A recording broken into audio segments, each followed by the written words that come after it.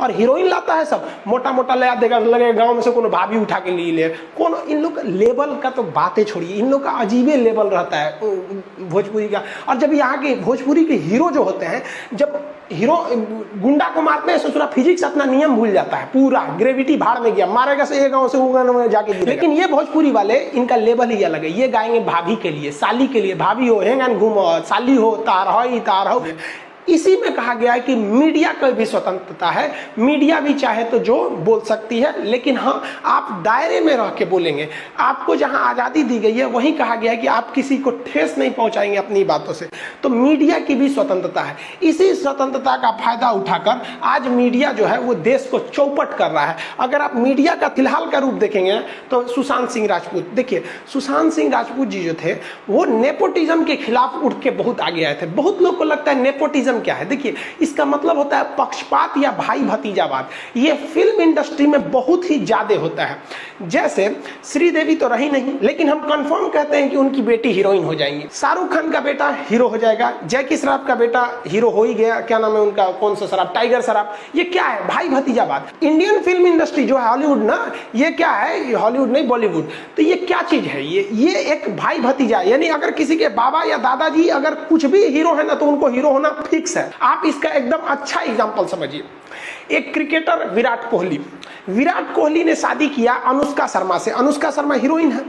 अब इनसे जो लड़का पैदा होगा, मान लीजिए कि वो बेटा पैदा हुआ सपोज, अब वो बेटा चाहेगा कि हम पिता की तरह क्रिकेटर बने तो कंफर्म नहीं है बन पाएगा, क्योंकि अगर उसमें योग्यता है तभी वो भारतीय क्रिकेटर इंडस्ट्रीज में आ पाएगा। लेकिन अगर वो क्रिकेटर नहीं बन पाया ना तो हम आपको 110% गारंटी देते हैं कि उनकी जो मम्मी है अनुष्का शर्मा उसको तो हीरो बना ही देंगी। ये होता है नेपोटिज्म। यानी अगर आपका बॉलीवुड में पहुंच है तो आप हीरो बनना फिक्स है, नहीं तो लात जूता खाते रहिए।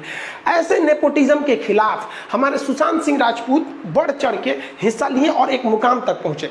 भगवान उनकी आत्मा को शांति दे, सीबीआई जल्दी से जांच करे, जो गुनहगार हैं उन्हें कड़ी से कड़ी सजा दे। लेकिन मीडिया क्या कर रहा है, एक सुशांत सिंह राजपूत के लाश पर राजनीति हो रही है। और हम सुशांत सिंह राजपूत को भी कहते हैं ना कि भैया हम आपको गारंटी कहते हैं, अगर बिहार में चुनाव नहीं होता ना तो लोग आपको, ये जो नेता लोग आपके रहनुमा बन रहे हैं ना, वो नहीं बनते।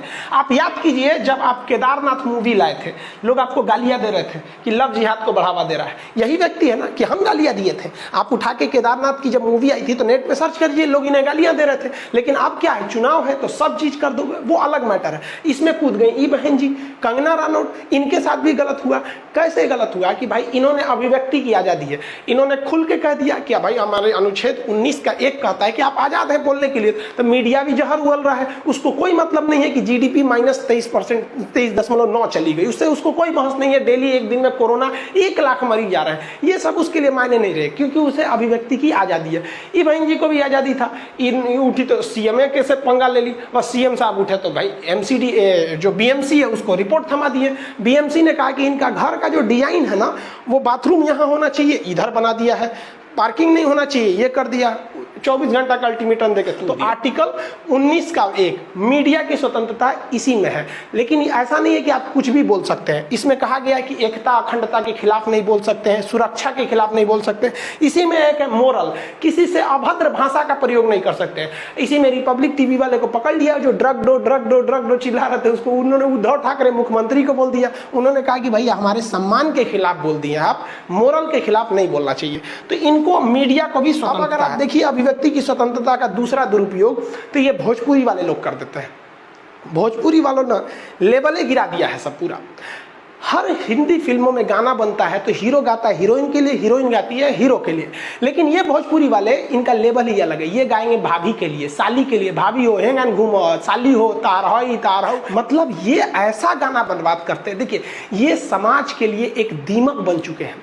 देखिए 20% भोजपुरी गाने अच्छे होते हैं, लेकिन 80% ऐसे गाने इतने भद्दे हैं कि हम आपको चैलेंज करते हैं कि आप अपनी बगल में माँ को और एक बगल में बहन को बैठकर आप उन भद्दे गाना को सुन नहीं सकते हैं। और हमारा सेंसर बोर्ड इन्हें अभिव्यक्ति की आज़ादी के नाम पर खुलेआम छूट दे देता है। ये यूपी, बिहार, झारखंड का जो बेल्ट है उसे ये भोजपुरी वाले चंद पैसे कमाने के लिए बर्बाद कर देते हैं। रिक्शा वाला खड़ा होकर खैनी लगा रहा है कहीं साइड में, ऐसा भद्दा गाना बजा देता है कि कई लोग को मतलब वहां खड़ा होना अपने आप में बेइज्जती लगती है। और लानत है ऐसे लोगों पे जो इस समाज की संस्कृति को बर्बाद कर रहे हैं इन भोजपुरी गानों से। आपको भी पता होगा 2-4 गानों का, ऐसे गानों को तो रोक लगाना चाहिए गवर्नमेंट, पता नहीं कहां सो रही है, वरना एक ट्रेडिशन को खराब कर रहा है। इन गानों की वजह से आज जो भोजपुरी बोलते हैं उन्हें कोई सम्मान की नजर से नहीं देखता है, जानता है कि भी उसी कैटेगरी का आदमी होगा। तो एक अच्छी भाषा को बर्बाद कर दिया इन लोगों ने कुछ पैसे। हीरोइन लाता है सब मोटा मोटा ले देगा, लगे गांव में से कोनो भाभी उठा के ले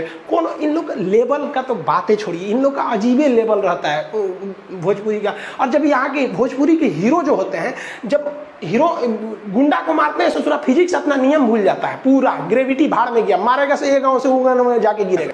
इस सबको भी रोक लगाना चाहिए। अभिव्यक्ति की आज़ादी इतना मत दीजिए कि किसी समाज को बर्बाद कर दिए।